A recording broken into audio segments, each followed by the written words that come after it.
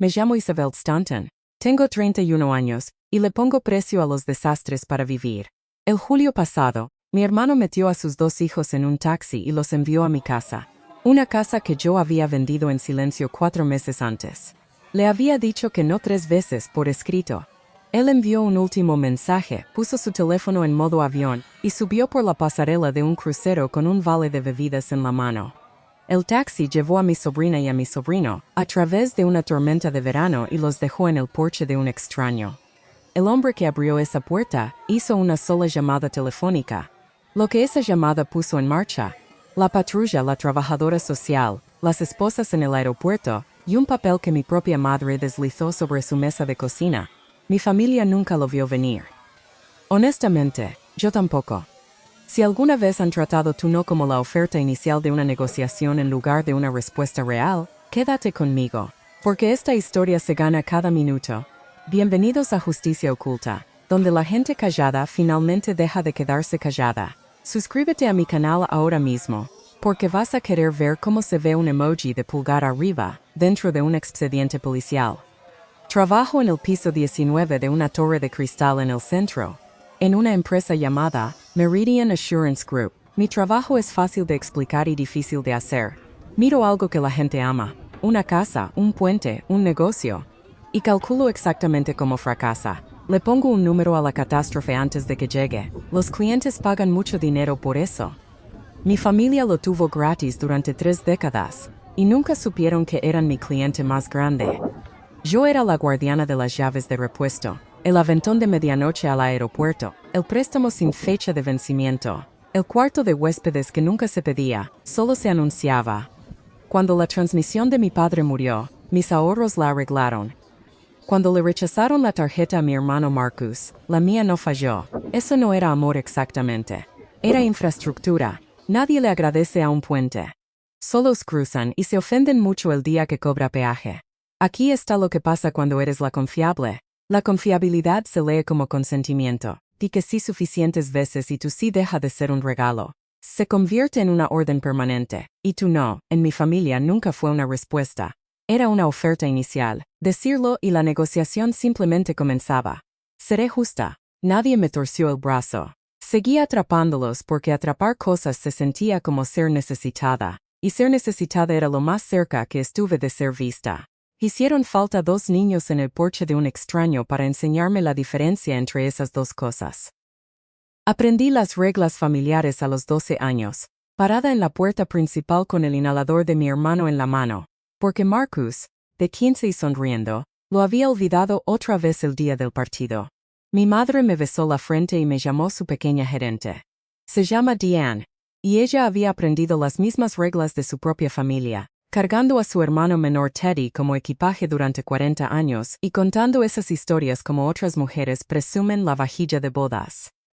Mi padre, Robert, fue electricista durante 30 años y silencioso durante la mayoría de ellos. Creía que la paz significaba estar de acuerdo con mi madre medio segundo antes de que empezara la discusión. Y Marcus era el divertido. Rápido con un chiste. El tipo de carisma que hace que las meseras lo perdonen.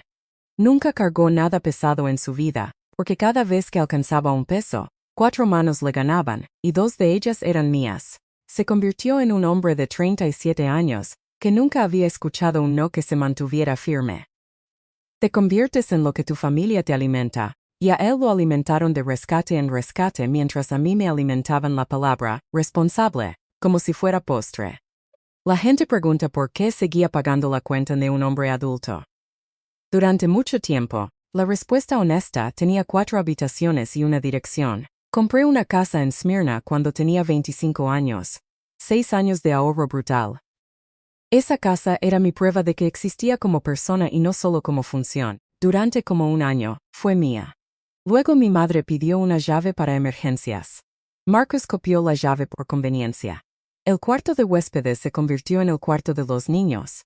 Mis sábados se convirtieron en ventanas de entrega, y mi patio trasero fue anfitrión de 3 fiestas de cumpleaños, de las que me enteré por las invitaciones. Cada protesta recibía la misma respuesta suave: es familia. El noviembre pasado me quebró. El calentador de agua de Marcus y su esposa Christine inundó su casa, y de alguna manera la reparación tomó 9 días, que cayeron exactamente en el Día de Acción de Gracias. 5 personas se mudaron a mi casa. Cociné para once, dormí en mi propio sofá. Al sexto día dije en voz baja que necesitaba mi casa de vuelta para el fin de semana. Mi madre ni siquiera levantó la vista de su café. Una casa tan grande para una sola persona. Dios te dio de más para que compartieras. Todos se rieron. Risa cómoda.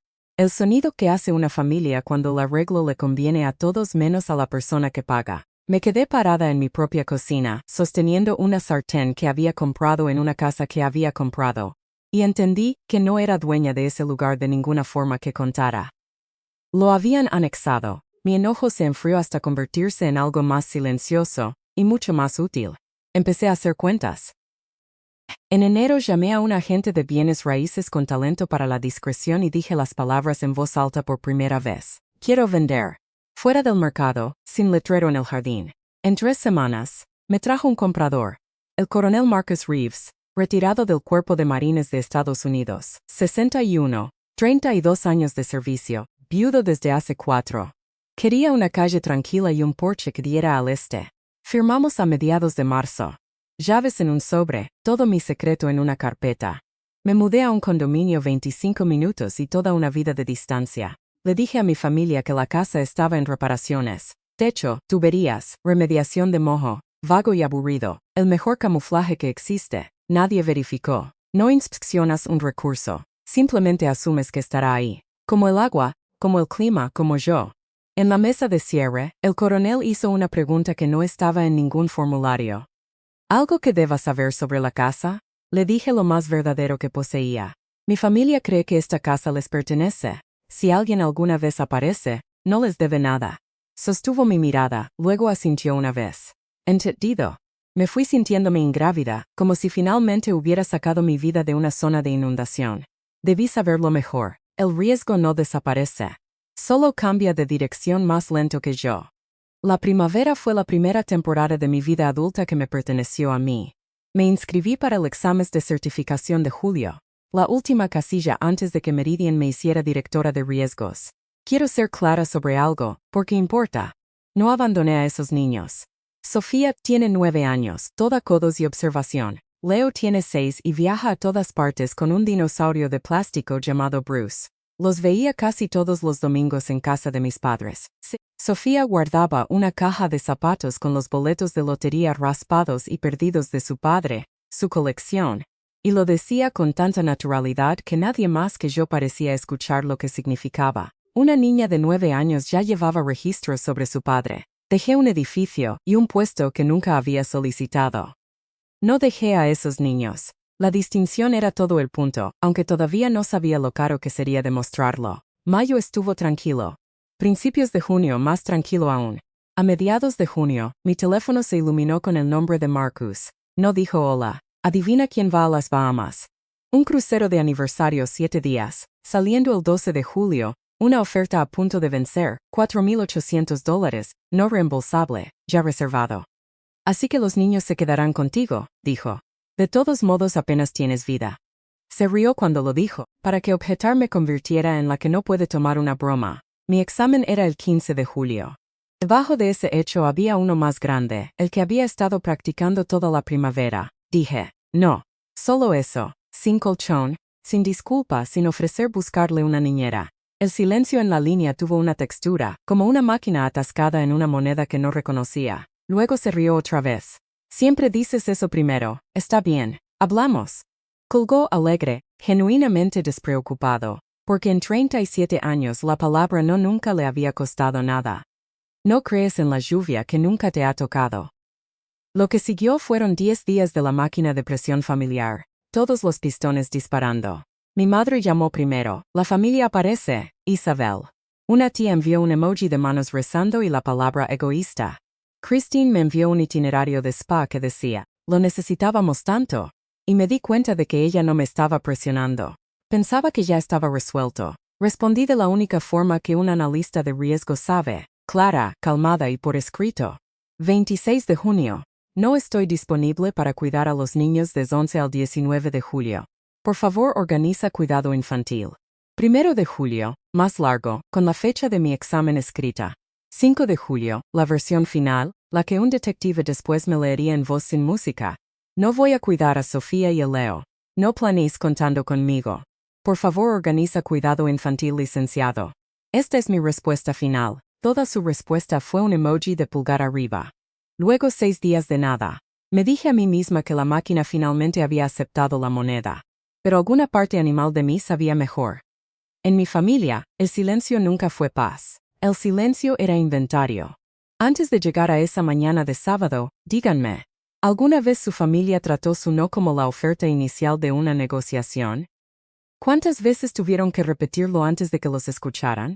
Déjenlo en los comentarios, leo todos. Y si esta historia ya se siente como la suya, denle a suscribirse en Justicia Oculta ahora mismo. El sábado 12 de julio llegó vestido de tormenta. Los sábados antes del examen funcionaban con reglas de bloqueo. Teléfono en el cajón de la cocina, 6 horas de problemas de práctica. Al mediodía, abrí el cajón.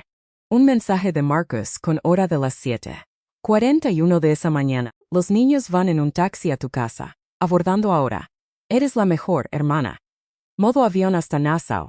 Luego una llamada perdida de Christine, un mensaje de voz de un número desconocido, y 2 llamadas perdidas de un número que mi identificador etiquetó con algo que me vació los pulmones. Policía del condado. Leí el mensaje 2 veces más, esperando que se reorganizara en algo sobrevivible. Marcus no tenía mi dirección actual. Tenía un recuerdo de mi dirección. La única dirección para mí que había existido en su universo, porque nunca se le había ocurrido preguntar si mi vida había avanzado. Presioné play en el mensaje de voz. Y una voz de hombre tranquila y sin prisa comenzó a hablar. Esto es lo que pasó esa mañana. A las 6:50 m, Christine le hizo a Marcus la pregunta que debió haber terminado todo. Isabel confirmó. Nunca respondió mi mensaje del spa. Mi hermano, cerrando una maleta, dijo, ella está adentro. Siempre lo está. No mentía como mienten los criminales. Mentía como sucede el clima, asumiendo que el mundo se moldearía según su necesidad, porque siempre lo había hecho. La aplicación de transporte le dijo que no primero. Menores no acompañados contra la política.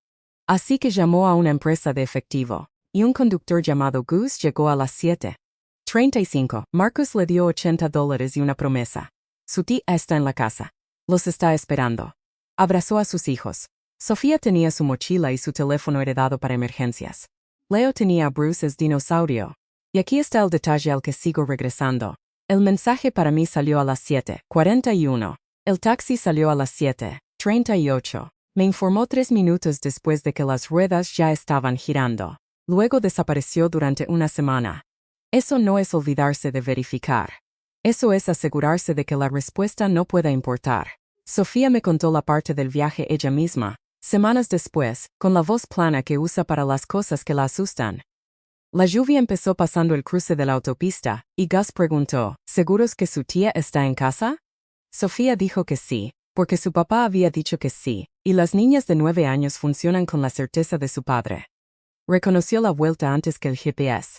La magnolia en la esquina. El columpio que le había colgado 2 veranos atrás. Es aquí, dijo. Y su estómago hizo algo para lo que no tenía palabra. Porque los muebles del porche estaban mal, y había una pequeña bandera junto a la puerta que antes no estaba. Gus sacó las mochilas. La lluvia les aplastó el cabello en los 10 pasos desde la acera. Sofía tocó el timbre. La puerta se abrió, y un hombre alto de cabello gris corto miró hacia abajo a 2 niños empapados en su tapete de bienvenida. No era su tía Isabel, era alguien que nunca habían visto en sus vidas. De 6 años, reció la situación como lo hacen los niños de 6 años. ¿Dónde está nuestra tía Isabel? El coronel Marcus Reeves, 61, retirado después de 32 años en el cuerpo de Marines, miró a los niños mojados e hizo triage. Secarlos, obtener nombres, conseguir un adulto responsable en el teléfono. Les trajo toallas, por razones de las que Leo todavía habla, un paquete de galletas Graham. Luego hizo lo que llamó un pase de lista, arrodillado en una rodilla, voz tranquila. Sofía, 9 años, actuando como de 40, se lo dijo directo. Papá y mamá se fueron en un barco. Papá dijo que tía Isabel vive aquí. Esta era su casa. Ese es su columpio en el patio. Llamó a su padre, buzón de voz. A su madre, buzón de voz. No sabía el número de sus abuelos de memoria. y no tenía el mío, porque su teléfono lo había configurado su padre, y pueden imaginar cuánto pensó en contactos de respaldo. El coronel se quedó parado en el porche de la casa que me había comprado, y recordó lo extraño que había dicho la vendedora en el cierre. Si alguien alguna vez apareces, no les debes nada. No les debía a los Stanton adultos absolutamente nada. Lo que les debía a dos niños temblando era un porche seco y una decisión. Durante 20 minutos trabajó el problema como si fuera un convoy detenido. Padre apagado, madre apagada, abuelos desconocidos, la tía inalcanzable, aunque Sofía ofreció lo que tenía. Trabaja en riesgo en Meridian, en el centro. Cuando se agotaron todas las opciones civiles, llamó a la línea no urgente del condado, que había guardado en su teléfono la semana que se mudó. He escuchado la grabación. Este es el coronel Marcus Reeves, Cuerpo de Marines de Estados Unidos, retirado. Tengo dos menores no acompañados en mi residencia, dejados por taxi. Los padres están inalcanzables y fuera del estado. Los niños están seguros conmigo en el porche. Necesito un oficial y servicios familiares, sin luces, sin prisa, sin enojo, sin drama, solo procedimiento. La única fuerza de la naturaleza que mi familia nunca había conocido, porque durante 30 años yo había estado entre ellos y ella, absorbiéndola, sin cobrarle a nadie. Ya no había nadie parado en la puerta, solo había la puerta. Una patrulla llegó a las 9:20. Una trabajadora social llamada la señora Okafor llegó dentro de la hora y admiró a Bruce el dinosaurio con total sinceridad profesional. El despacho contactó a la compañía de taxis y encontró a Gus, quien confirmó todo antes de que terminara su turno. Una empleada de registros encontró en 40 minutos lo que mi propia madre no había notado en 4 meses. 2 llamadas habían llegado a mi teléfono silenciado, en un cajón bajo una taza de café. Mientras tanto, Sofía se sentó muy derecha en mi antiguo columpio del porche, respondiendo cada pregunta con oraciones completas, sosteniendo la mano de su hermano.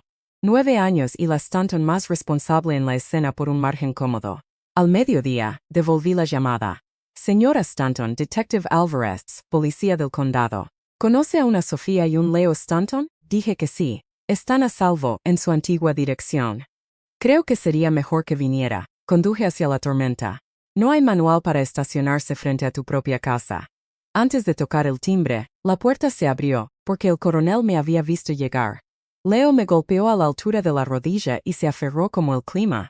Sofía revisó mi cara primero, luego se dobló en mi costado sin decir palabra. La detective Alvarez volteó una página e hizo la pregunta alrededor de la cual gira el resto de mi vida ahora. Señora Stanton, ¿esperaba usted a estos niños hoy?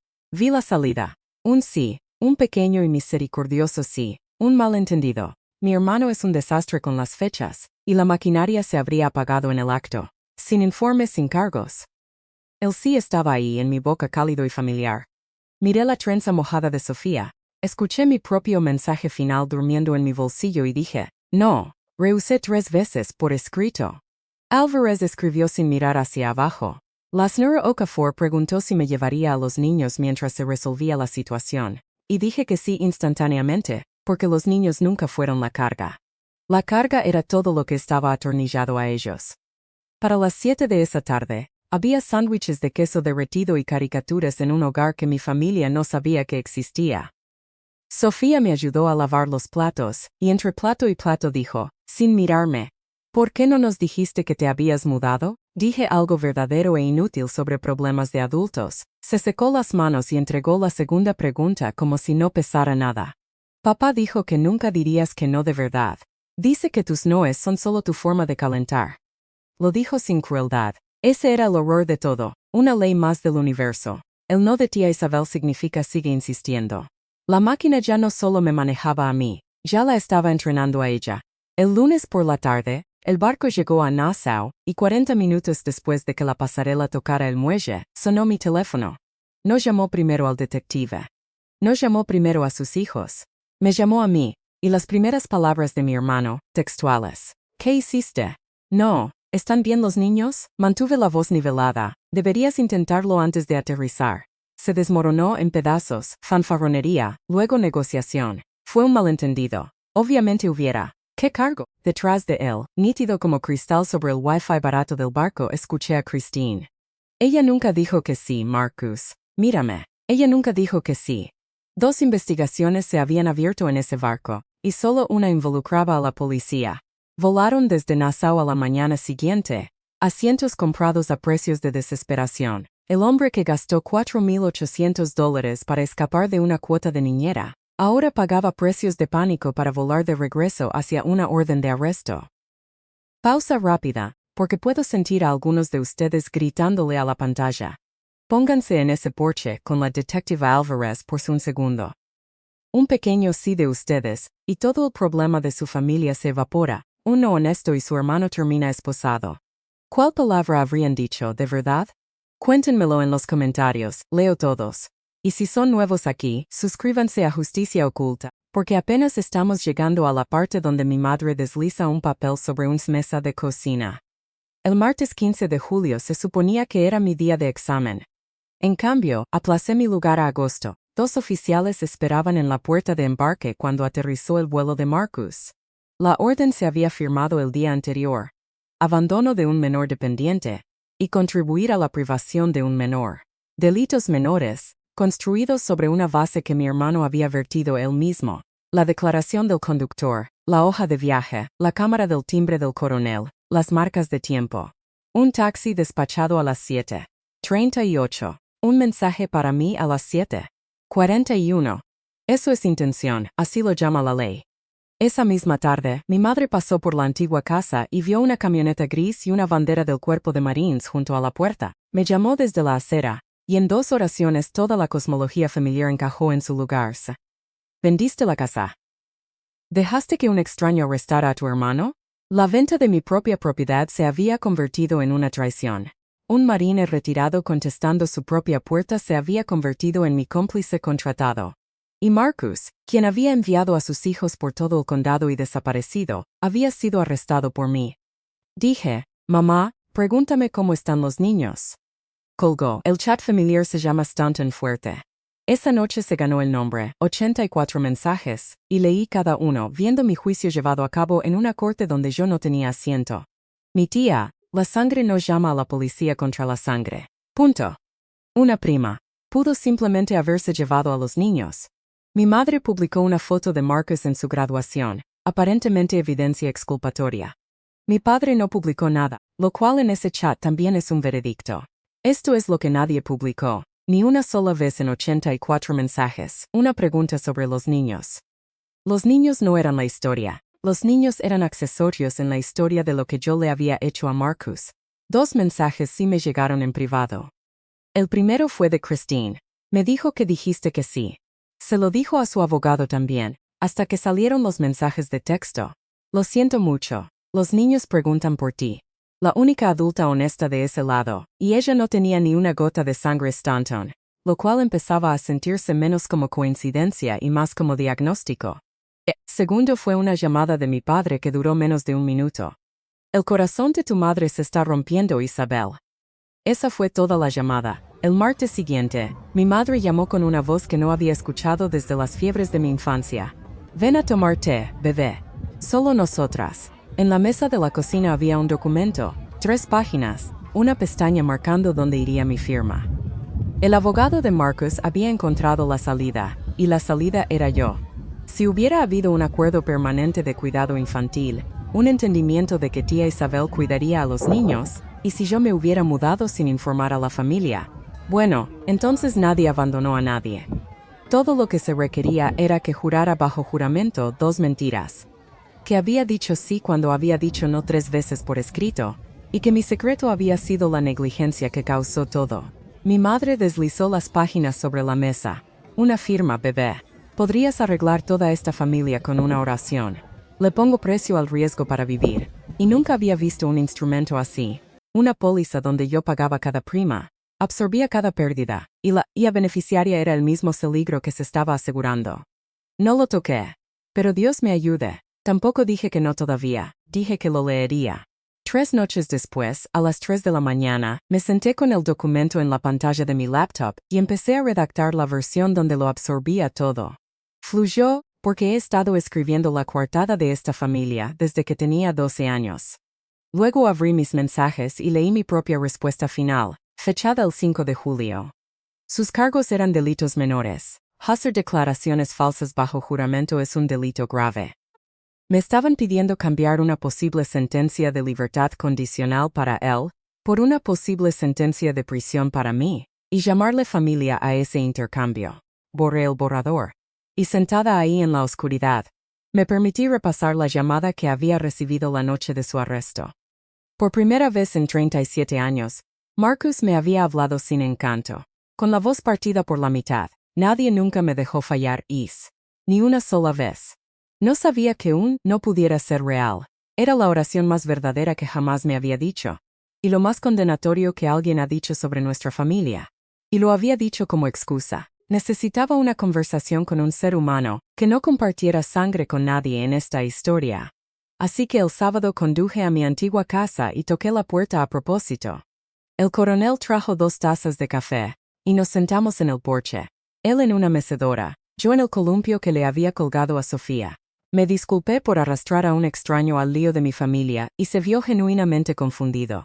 Señora, yo no desaté nada, solo contesté la puerta. Luego, sin que se lo pidiera, me contó sobre su propio hijo. Un periodo difícil en el año 30 del muchacho, cuando todos le decían que interviniera, mandara dinero, atrapara la caída. La orden más difícil que me di fue no intervenir, dijo. Mi esposa no me habló durante un mes. Su hijo ahora dirige un hangar de aviones en Sacola y llama cada domingo. El coronel no me dijo qué hacer, solo me dio un dato del otro lado del mismo cañón en el que yo estaba parada y me dejó hacer mis cuentas. La citación de la reunión familiar llegó el jueves por teléfono, con la voz de presidenta de junta de mi madre. Domingo, 2 en punto. Toda la familia, mi casa, y trae tu firma o ni te molestes en venir. Ahí estaba, finalmente, dicho en voz alta, el precio que toda mi infancia había estado tratando de leer. Mi lugar en esa mesa nunca fue mueble, era un contrato de renta, y la renta se debía, y la renta era yo. Mi padre se puso al teléfono para una sola oración, el discurso más largo que había dado en todo el año. Tu madre necesita esto, Isabel. Colgué y miré mi calendario, donde 2 citas ahora estaban apiladas en días consecutivos. Domingo, 2 de la tarde, reunión familiar. Lunes 9:30 de la mañana, entrevista en la oficina del fiscal, donde la detective Álvarez me había pedido confirmar mi declaración en expediente. 2 mesas, 2 días de diferencia. La misma boca no podía visitar ambas. Metí el documento sin firmar en mi bolso, porque uno carga la evidencia, no se convierte en ella. El sábado me senté con un bloc de notas y corrí el último análisis de riesgo que haría jamás para la familia Stanton. Columna A, firmo. Marcus queda libre. Mi madre me abraza en el Día de Acción de Gracias para siempre. Y debajo, en la letra pequeña donde yo vivo, un delito grave usando mi nombre como un gravamen que nunca expira. Y una niña de 9 años aprendiendo que el no de tía Isabel se derritió al final. Exactamente como siempre dijo papá. Columna B. No firmo. La verdad se mantiene donde el coronel la dejó en la puerta. Mi hermano se come un delito menor que él mismo cocinó, y yo pierdo la mesa. No dramáticamente, pero las invitaciones de domingo simplemente pararían. Busqué una columna C durante mucho tiempo. Soy buena en la columna C. He pasado toda mi vida construyéndola para otras personas con mis propias horas.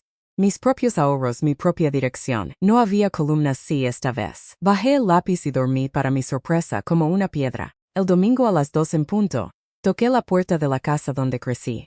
11 personas ya estaban sentadas. El papel yacía en medio de la mesa como un cuchillo puesto para la cena. Los álbumes de fotos estaban abiertos. El bautizo de Marcus, su graduación, los 2 de nosotros en el lago con chaquetas iguales. Sofía y Leo no estaban ahí. Enviados a casa de un vecino. Porque esto era asunto de adultos. Lo cual dice todo sobre cómo mi familia define esa palabra, ya que todo el caso era sobre 2 niños que los adultos habían extraviado. Mi tía tenía copias impresas. Los primos estaban desplegados en el sofá como jurado. Marcus, libre bajo fianza, arreglado y contrito en una camisa con cuello, que probablemente eligió su abogado. Christine estaba sentada aparte, cerca de la ventana con su bolso en el regazo, como una mujer en una parada de autobús, decidiendo un destino. Mi madre abrió con los álbumes, un recorrido guiado de todo lo que nos debíamos. Luego Marcus se puso de pie y leyó una disculpa de su teléfono, suave, corriendo casi 2 minutos, cada oración doblándose hacia la misma viga de carga. Siento que te hayas sentido ignorada. Siento que esto se hizo tan grande. Pero ambos sabemos. Y aquí levantó la vista y me dio la sonrisa que ha cerrado ventas de autos en 3 condados. Que siempre ibas a decir que sí. Eres tú. Squarto de verdad, murmuró en acuerdo, cálido como una iglesia. Ese era el argumento.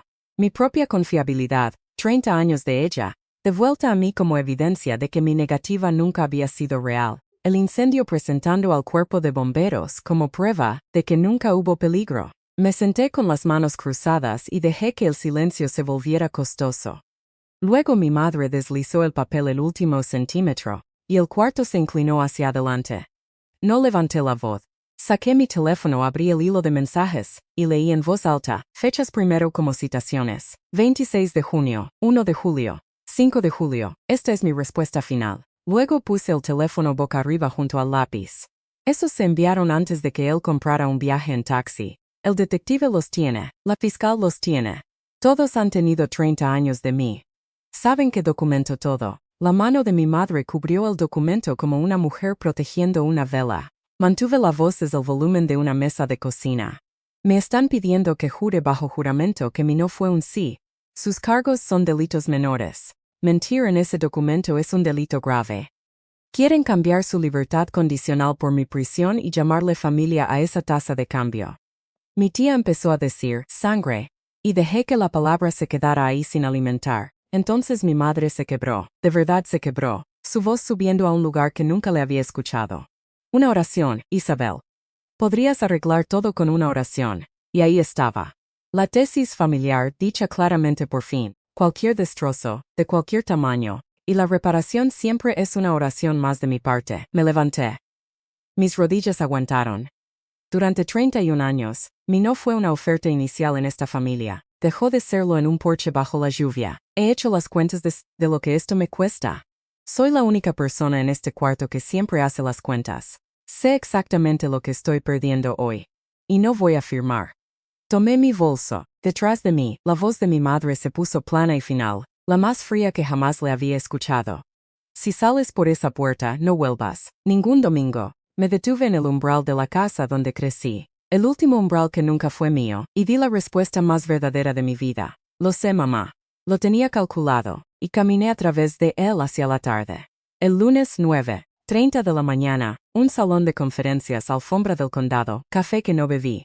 La detective Álvarez, una fiscal asistente, mi declaración en una carpeta y yo. Tomó 40 minutos. Confirmé todo, fechas, capturas, con la voz nivelada que uso para presentaciones a la junta directiva. 3 negativas por escrito, sin acuerdo, sin malentendido. Un mensaje enviado después de que el taxi ya estaba en marcha. Cuando preguntaron si quería agregar algo, dije una cosa para el expediente y la dije en serio. No estoy aquí para hundir a mi hermano. Estoy negándome a mentir por él. Son trabajos diferentes, y me he retirado de ambos. Luego hice mi única pregunta, la que nadie en esa mesa del domingo había hecho en voz alta, ni una sola vez. ¿Qué pasa con el expediente de Monsos? Plan de seguridad en marcha. Niños estables con su madre. Niños preguntando por su tía. Firmé donde firmar era verdad y salí hacia el sol de julio sintiéndome ni triunfante ni destruida, sino precisa. En el estacionamiento hice el último trámite. Abrí Stanton fuerte, 84 mensajes de mi propio juicio todavía colgando ahí sin respuesta. Bajé hasta el final. Y presioné el botón que la aplicación guarda en la esquina exactamente para esto. Salir del grupo. Sin discurso. Sin última palabra. 30 años parada entre mi familia y cada consecuencia que jamás ordenaron. Y mi vieja vida no terminó con truenos ni una puerta cerrada de golpe. Terminó en una escalera de concreto con un toque. Más silencioso que un mensaje llegando. En septiembre, Marcus aceptó el trato que su abogado armó una vez que la estrategia del documento murió en la mesa de mi madre. Culpable de un cargo menor, 12 meses de libertad condicional, un curso de crianza ordenado por la corte, 80 horas de servicio comunitario. Algunas de ellas el universo escribe sus propios chistes, en un refugio juvenil. Sin cárcel más allá de la noche de la puerta de embarque. Conservó la custodia. El plan de seguridad va limpio. lo cual cuento genuinamente como buena noticia porque sea lo que sea cierto. Sofía y Leo aman a su padre. El concesionario fue menos indulgente que la corte. No puedes manejar un piso de ventas mientras estás en libertad condicional por un crimen con la palabra menor en él. Mis padres pagaron sus honorarios legales, $9,000. Me enteré por Christine, lo cual me rompió el corazón de una forma que había dejado de esperar. Incluso ahora, incluso después de todo esto, el reflejo se mantuvo. Atrápenlo. Siempre atrápenlo. En cuanto a mí, mi madre cumplió su palabra, lo cual respeto de una forma sombría. No más domingos. La invitación simplemente se detuvo, tal como lo había modelado en mi blog de notas. Pero el último sábado de septiembre, Christine me envió el nombre de un parque y una hora, sin comité, sin permiso.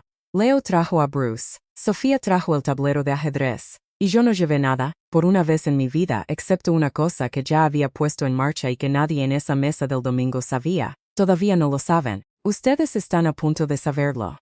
La semana después de salir del chat grupal, me senté con el abogado que había manejado mi cierre, y moví una parte del dinero de la casa a donde el clima de mi familia nunca puede alcanzarlo. 2 cuentas educativas, una para Sofía, una para Leo, sembradas con la venta de la casa que su abuela llamaba comunitaria, con un depósito automático de $200 cada una. Cada mes, retirado el mismo día que Meridian me paga. Christine es la única adulta de ese lado que lo sabe, y guarda el secreto con una condición, mi único término en todo el arreglo, que los abuelos nunca se enteren. Esa condición no es rencor, es ingeniería. En el momento en que mi madre se entere de que hay un fondo, se convierte en el fondo de la familia, y luego se convierte en palanca. Este dinero no negocia, no asiste a la cena del domingo, solo crece en silencio, como crecen las consecuencias. Hay una última línea, laminada en el bolsillo delantero de la mochila de Sofía, donde una niña de 9 años que verifica las cosas siempre puede revisarla. Una tarjeta con mis números y una promesa en letras de molde claras. Si alguna vez estás varada, llama a este número, vendrá un auto. Tía Is, lo ha usado una vez hasta ahora, no estaba varada. Llamó para reportar una apertura de ajedrez que encontró en YouTube. El auto vino de todos modos. Nos tomamos malteadas. Es octubre ya. La mayoría de las mañanas de domingo me pueden encontrar en un porche en Smyrna, que solía ser mío, tomando café con un coronel retirado que no me cobra renta por ello y nunca menciona la deuda porque no existe. Solo contesté la puerta, dice y lo descarta con la mano y se mece. Pasé el examen de agosto. La placa en la puerta de mi oficina dice directora de riesgos, y lo primero que colgué enmarcado no fue nada de Maplewood. Un dibujo de crayón de un porche bajo la lluvia, una figura de palitos sosteniendo un paraguas sobre 2 más pequeñas. Y si se refería al coronel o a mí, he decidido no preguntar nunca. Mi teléfono se queda callado la mayoría de los fines de semana ahora. Hubo un tiempo en que ese silencio en particular me habría tenido caminando de un lado a otro, corriendo escenarios, redactando disculpas por tormentas que no había causado. En mi familia el silencio nunca fue paz. Se los dije al principio y fue verdad toda mi vida. Ya no lo es. Estos días la calma es solo calma. Clima fuera de servicio. Un no, en reposo. Esto es lo que finalmente entiendo. Y solo me costó todo aprenderlo. A mi hermano nunca lo dejaron fallar, así que nunca aprendió a mantenerse en pie. Y a mí siempre me dejaron cargar, así que nunca aprendí que tenía permiso de soltar. La familia, resulta, nunca fue la gente que comparte tu sangre. Familia es la gente que escucha tú no la primera vez que lo dices, y que preferiría pararse contigo bajo la lluvia que enviarte a ella sola. Esa es mi historia. 3 noes por escrito. Un taxi bajo la lluvia, una llamada telefónica de un extraño que no me debía nada. Y aún así le dio a mi sobrina y a mi sobrino un porche seco. Si alguien en tu vida trata tu no como una oferta inicial, toma esto como tu señal para dejar de negociar. Comparte este video con alguien que lo necesite hoy. Deja un comentario abajo, y si esta historia te llegó, suscríbete a Justicia Oculta. Activa también la campanita, porque sube una historia nueva como esta cada semana, y no vas a querer perderte la próxima. Nos vemos ahí.